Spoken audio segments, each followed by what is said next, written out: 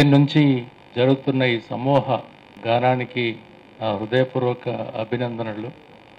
ఇది చాలా ఆహ్వానించాల్సినటువంటి అంశం. మనం ఇంకా అనేక బృందగానాలు చేయాల్సిన అవసరం ఉంది. వాళ్ళు 100 ఏళ్ల ప్రయత్నంలో మనందరి మీదకి ఇలా దండెత్తి వస్తున్నారు. కానీ మనం 1000 ఏళ్ల మన వారసత్వంతో ఎదిరించాల్సినటువంటి అవసరం ఉంది. అందుకోసమే ఈ గొంతులన్నీ కలిసి ఒకే ఒక్క పాటను పాడాల్సినటువంటి అవసరం కూడా ఈరోజు ఉంది. అందుకు మీరందరూ ఉద్యుక్తులైనందుకు మీ అందరినీ కూడా హృదయపూర్వకంగా అభినందిస్తూ, హెచ్చరిక, రేపు నా వంతు వస్తుంది, వాడు నా దగ్గరికి వస్తాడు. నేను సన్నద్ధంగానే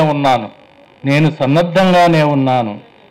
ఏమీ తెలియనట్లు, తమకేమీ తాకనట్లు మౌనంగా ఉన్న వాళ్ళ గొంతులపైకి ఆ హస్తాలు చుట్టుకుంటాయి.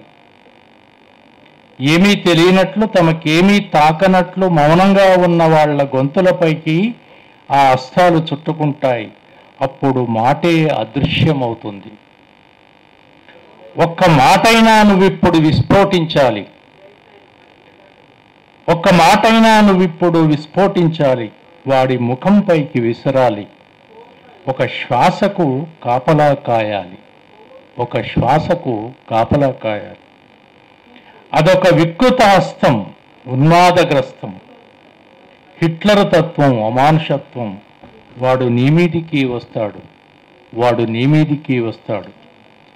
జ్వాలకు సంకెల వేసి కాలాన్ని రెక్కల కింద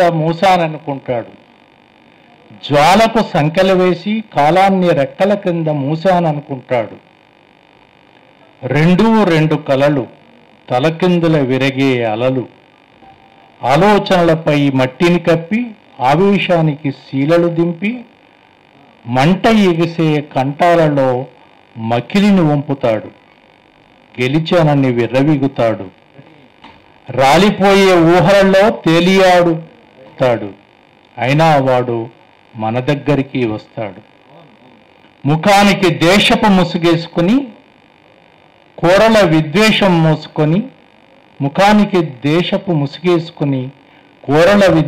మోసుకొని రక్తపు దాహాలతో వాడు మన ముంగిటిలోకి వస్తాడు. ఒక్క మాటన్నా నువ్వు ఎక్కు పెట్టకపోతే న్యాయానికి ఉరిబిగించి వాడు మనందరిపైకి మొరటుగా, కరుకుగా, అనాగరికంగా, అక్రమంగా, అమంతంగా వచ్చి విరుచుకుపడతాడు. ధన్యవాదాలు.